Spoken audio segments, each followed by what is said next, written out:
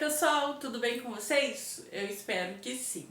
Então, eu sou a professora Ana Paula Mendorfer e hoje a nossa última aula sobre Teoria do Conhecimento 1 para o curso EAD da Filosofia da UFPEL, licenciatura. Bom, gente, hoje no nosso último encontro eu vou falar com vocês sobre a filosofia da biologia, que tem a ver com a intencionalidade repaginada de uma autora chamada Ruth Mírica, que é nossa contemporânea. Hoje ela deve ter seus 80 e poucos anos. Enfim, o tema é filosofia da biologia, mas eu vou falar mais sobre alguns pontos da teoria dela. O que eu posso dizer para vocês? Quando ela surgiu, ela já tinha os seus 60 anos e ela resolveu estudar filosofia tardiamente, mas de uma forma muito dedicada. Ela estudou Aristóteles primeiro, né, os gregos em geral, mas o principal para ela foi o Aristóteles. Passou ali pela Idade Média, pela Idade Moderna e já foi para a contemporânea, estudando assim a linguagem analítica. Ela estudou bastante a questão da analítica. Ela estudou bastante Wittgenstein, principalmente o segundo Wittgenstein. Mas uma coisa que ela se pegou de forma um tanto mais assim, como é que eu vou dizer para vocês, que ela quis e apreciou mais, vamos dizer assim, foi a intencionalidade, que é lá da Idade Medieval, que foi, digamos assim, reestruturada ou analisada por Brentano, tá? Posso dizer para vocês que Brentano, ele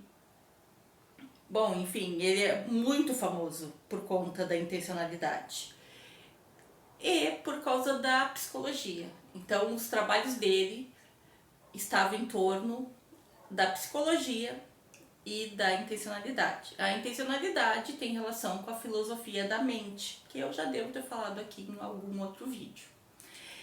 E a psicologia, ele também relacionava com a mente de alguma forma. As obras dele são bem interessantes. Quem foi discípulo de Brentano? O Meinong, que eu acredito que eu tenha falado para vocês sobre o círculo quadrado, que tem a ver com as entidades, as proposições, as declarações do atomismo lógico do Russell, que ele dizia que há coisas no mundo que a gente não pode definir, que a gente não tem como nomear, mesmo que elas separadas tenham as suas propriedades, como o caso do círculo quadrado e a montanha de ouro.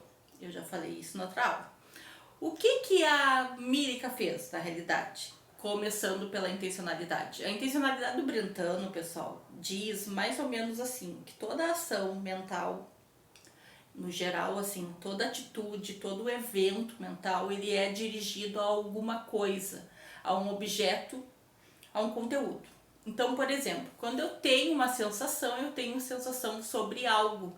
Sempre vai haver um direcionamento daquilo ali.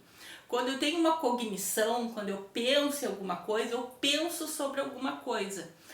Ou seja, eu estou dando aula a vocês sobre intencionalidade, que para Ruth Mírica é intencionalidade naturalizada. Então eu estou pensando sobre isso, certo? Aí se eu tenho, mas aí vocês podem me perguntar assim, são várias categorias dos estados e eventos mentais. Beleza. Aí vocês podem me perguntar assim, professora, e a dor? Bom, a dor já tem outra característica, porque, por exemplo, se eu disser assim agora para vocês, eu tenho uma dor no meu joelho nesse momento, não é o caso, mas hipoteticamente, eu tenho uma dor no meu joelho.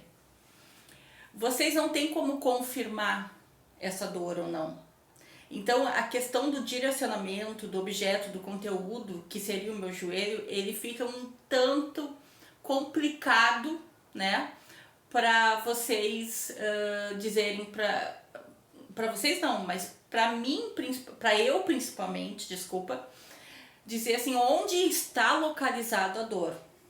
O que vocês podem perceber é pelas minhas reações, né, no caso faciais, que eu estou com dor. Eu não estou dizendo com isso que Ah, mas a senhora falou do pensamento, que a senhora estava pensando na intencionalidade, porque a senhora está dando aula de intencionalidade. Claro que vocês não têm como perceber, quer dizer, não tem como perceber de forma visual, mas percebem pela minha fala, pela minha linguagem, é isso que eu quero dizer.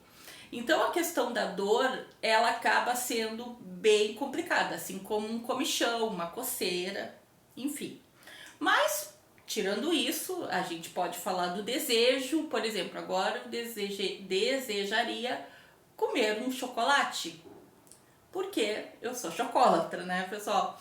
E aí eu posso dizer assim pra vocês, o meu desejo está direcionado a com uma adequação a um objeto específico que é chocolate. Então a gente tem os desejos, a gente tem as cognições, os pensamentos em geral, eu tenho emoções. Então, por exemplo, eu amo meu marido, eu amo alguém, amo o Felipe Emandorf.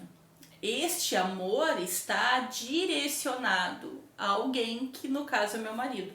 O Brentano falava que seja qualquer sentimento que tu tenha, seja o amor, seja o ódio, seja a amizade, seja a hostilidade, ou seja, tanto pro lado positivo quanto pro lado negativo, tu sempre vai direcionar a alguma coisa ou alguém, ou dependendo da emoção, algum fato, tá? Então é difícil tu não direcionar esse tipo de coisa a alguma coisa. Mas a gente pode não direcionar, por exemplo, a ansiedade. Muitas vezes as pessoas ansiosas, e no mundo de hoje tem cada vez mais gente ansiosa, pós-pandemia, com toda essa questão das enchentes. Então, quer dizer, as pessoas estão perdendo muito, e não só de forma material, mas por todos os ângulos e sentidos possíveis, infelizmente, certo?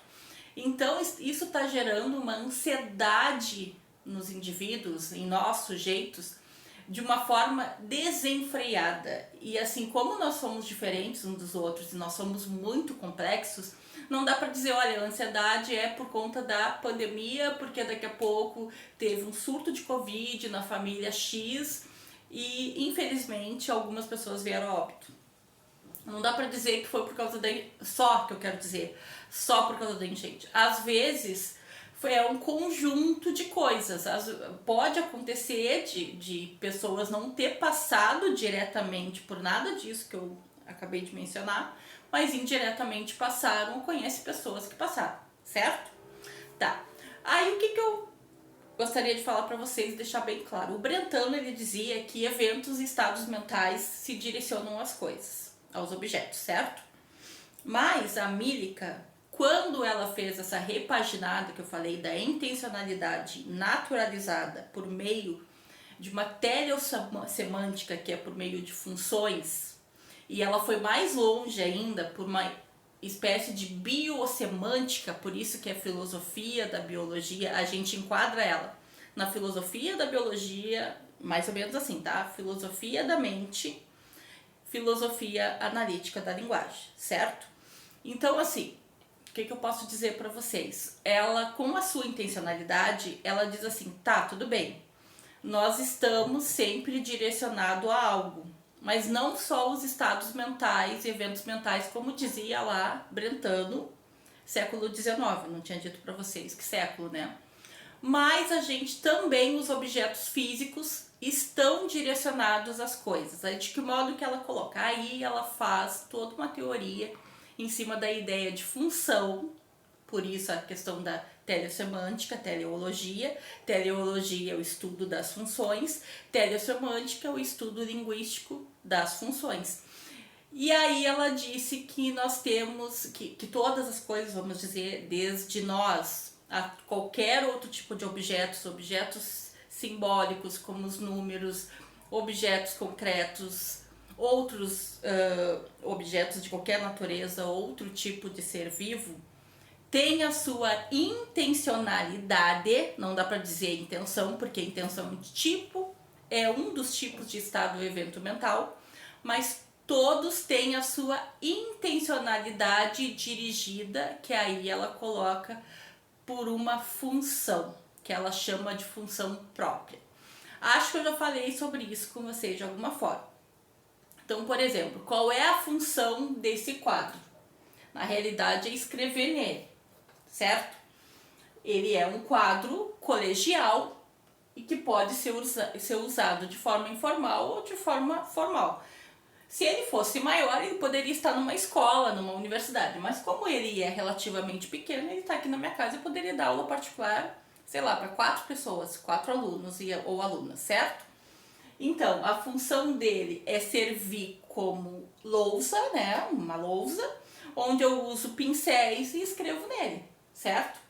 Mas aí vem o pulo do gato da Mírica.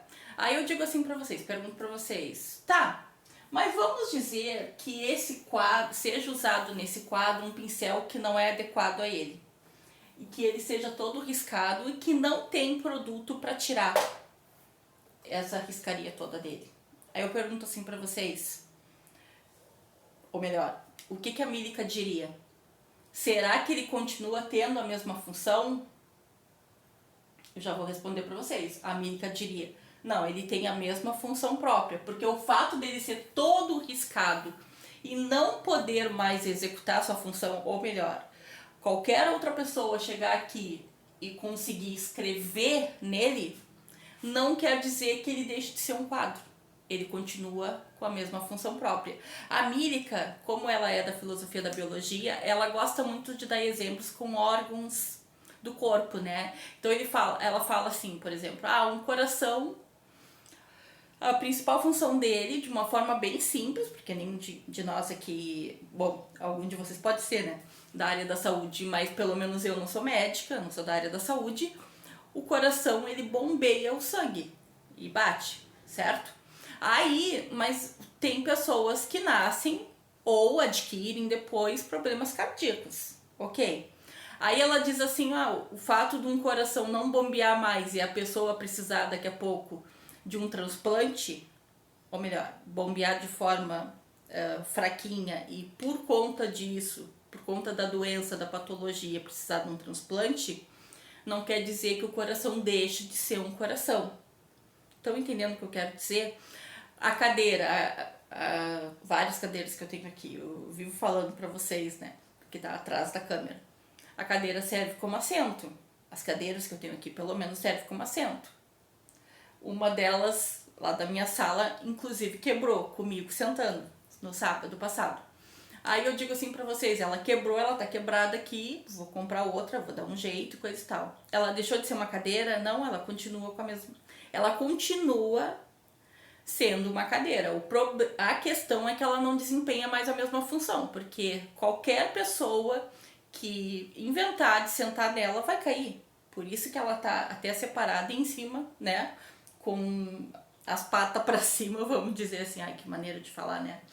Os pezinhos pra cima, os 4 pezinhos pra cima, em cima de uma outra, pra ninguém chegar aqui em casa e sentar nela, né? Aí a Mírica tem uma outra questão. Aí ela diz assim, bom, de forma normal, a função própria, ela funciona. Então, isso vem uma noção também de estatística de padrões, porque ela é mais pro lado da ciência, tanto que é a filosofia da biologia, certo? Mesmo sendo junto com a semântica. Então, de forma normal, há a probabilidade de qualquer objeto exercer a sua função. Tranquilo. Mas aí a Mírica levanta outra coisa. Tá, mas e as coisas que não obtêm sucesso naquilo? E as coisas que falham? Como eu falei o exemplo da cadeira, do coração e do quadro. Por que as pessoas não dão valor à falha? Bom, gente, uma coisa que eu não falei, eu vou falar agora. O que acontece? Por que eu decidi trazer a filosofia da biologia? Principalmente porque ela é uma área, né, que vamos dizer assim... Como eu ia dizendo para vocês, a gente tem a questão da falha, do insucesso das coisas, certo? Bom, uma coisa que eu não falei a vocês é que eu fiz a minha tese de doutorado. Uma das autoras, a principal, foi a Ruth Mírica. Eu usei também o Percy, que é da semiótica, e usei um outro autor que tem relação com a teleofunção, né, com funções e ideias de teorias informacionais, que é o Detsky. Daí tudo bem. Aí vocês vão me dizer, mas aí a senhora trouxe para daqui a pouco divulgar a sua tese. Não, porque na realidade eu resolvi trazer porque é uma autora que ainda é viva, embora já tenha os seus 80 e poucos anos, né? Mas ainda bem que ainda é viva. E está em plena atividade constante, assim. Agora, recentemente, ela escreveu um novo livro, tá? E trouxe importantes contribuições para a filosofia da linguagem, filosofia analítica da linguagem, a semântica, no caso, né? Para a filosofia da mente e para neurociências, tá? Então, assim, ela tá sendo estudada porque meio que ela tá revisitando outras teorias e ampliando o leque. Então, por exemplo, agora mesmo, no último livro dela, ela faz uma discussão com uma teoria lá do Frege, que já é outros 500 que eu trabalhei, por exemplo, no mestrado. Aí o que eu digo para vocês, eu acho interessante ampliar o leque e ampliar a discussão, porque muitas vezes as pessoas não dão atenção para essa área da filosofia, fica concentrado muito política, ética, metafísica, mas a área que tem a ver com a ciência em geral e tudo que se aborda na ciência, ela é muito importante, principalmente para a teoria do conhecimento e epistemologia que a gente está estudando, certo? Aí, uma coisa que eu bati bastante na tecla, quando a Mírica fala da questão da falha, eu pensei o seguinte, pensei, claro, muito nas minhas experiências de vida, porque acho que eu já falei pra vocês duas coisas. A primeira eu tenho certeza que eu falei, que não tem como fazer contextualização, assim, só trabalhar as temáticas, que a gente tem que contextualizar, tá? O que a gente está trabalhando. Tranquilo. E a segunda coisa que eu gostaria de dizer para vocês é que as nossas melhores obras, seja dos clássicos, dos grandes filósofos, até pessoas mais comuns que estão se aventurando na filosofia, eu me incluo nesse grupo, o que a gente faz de melhor são teorias ligadas às nossas vivências, o que a gente passou. Aí o que eu fiquei pensando? Eu fiquei pensando em ditados populares que eu ouvia, assim, por exemplo, é caindo que se aprende, quando a gente cai, a gente aprende a levantar, é com erro que a gente consegue chegar ao acerto. Todos esses, entre aspas, fracassos, sabe? Coisas do tipo, grandes jogadores de futebol que tentaram não sei quantas vezes entrar num clube, não conseguiram, fracassaram várias vezes, e aquela repetição, aquele hábito deles, como diria Aristóteles, fez eles chegarem a um nível que beirava a excelência, e muitos chegaram à excelência, cantores, artistas, mas isso não vale só para esse mundo do artístico, gente, isso vale também para qualquer outra profissão. E o que eu achei interessante na Mírica? A Mírica simplesmente disse o seguinte, olha, os filósofos de maneira geral, e não é só os filósofos, aí a gente entra também na questão das redes sociais, que eu comentei com vocês discutiram bastante comigo na web, quando a gente conseguiu ter a segunda, né? Que vocês falaram o seguinte, pois é, professor, mais ou menos assim, nas redes sociais a felicidade é sempre uma felicidade aparente, as pessoas têm muita necessidade, não todo mundo, claro, né? Mas algumas pessoas têm necessidade de se mostrarem felizes aos outros. Botam as suas melhores fotos, se maquiam muito bem, vão para um cenário muito bonito e muitas vezes eles até manipulam para ter aquele cenário. Beleza. Aí voltando para a filosofia. A Mírica dizia o seguinte, os filósofos, de maneira geral, eles não gostam de tratar com sucesso. Aí um dia, um grande professor meu falou assim, claro, porque ninguém vai ser burro ou burra, é claro que ele usou esse termo, mas não de forma pejorativa, de querer fracassar em alguma coisa. Óbvio que todo mundo quer o sucesso, mas pessoal, muitas vezes para ter sucesso a gente tem que fracassar, a gente tem que errar, a gente tem que perder. Eu sou testemunha disso e eu tenho certeza que vocês também testemunham isso. Por quê? Porque é muito difícil quem ganha as coisas de cara. A não ser que a gente, por exemplo, que eu tenha nascido numa família, meu Deus, abonadíssima, que já tivesse tudo pronto para mim. E o meu pai, meu avô, meu tataravô tem uma empresa que vou passando de pai para filho ou para filha, aí chegou a mim. Ou seja, já estou com tudo pronto. Aí eu pergunto para vocês, será que eu vou conseguir ou saber trabalhar na empresa se eu não aprendi desde sempre? Eu nasci com aquilo, com aquele fardo, vamos dizer, nas minhas mãos, e eu vou ser a nova diretora e futura presidenta de uma coisa que eu não sei se eu vou querer fazer pro resto da vida? É aí que eu quero chegar para vocês. Por isso que é muito importante esse ponto específico que a Mílica fala, da questão de é muito prejudicial, tá? Aí são palavras minhas agora. As pessoas só valorizarem o sucesso. Por quê?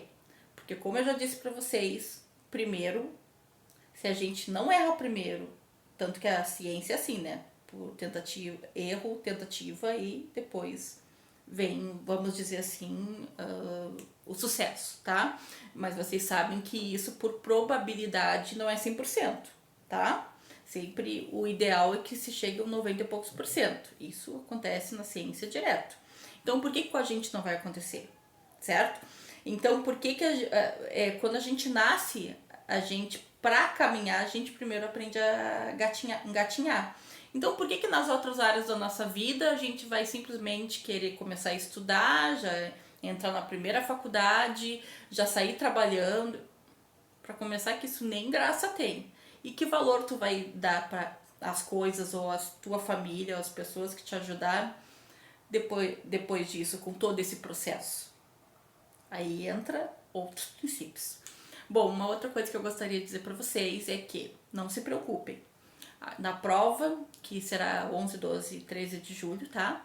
Eu vou postar para vocês, talvez até no mesmo dia que esse vídeo está sendo postado, os conteúdos que vai cair na prova. Aí vocês vão dizer, professora, vai cair os vídeos, vai cair... Não, vai ser muito parecido com aquela outra avaliação. Até onde eu sei vai ser online, vocês vão ter 3 dias para fazer, até a princípio 3 dias, certo? Vai ser muito parecida com aquilo ali, só que eu vou tentar fazer mais questões dissertativas, vou ver como é que fica, tá? E vou colocar mais questões para vocês terem mais chance ainda de pontuar, embora vocês tenham feito uma boa pontuação no geral, certo? E aí eu vou colocar mais em forma de pequenos textos sobre o que de cada vídeo vai cair. Por exemplo, o nominalismo dinâmico que eu comentei numa aula de vocês, sem ser na 14ª, na 13ª, se não me engano. Eu vou me atentar só ao nominalismo dinâmico.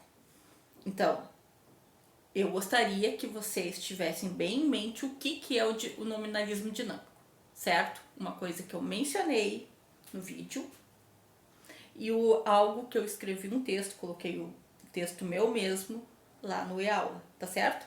E no geral, as outras coisas também, eu também vou colocar, por exemplo, definição de tal coisa, ali, pequenos trechos para vocês terem bem um norte para saber o que vocês vão ter que saber, assim, ter que estudar, vamos dizer assim, para poder fazer a avaliação, tá bom? Então por hoje é isso. Bye!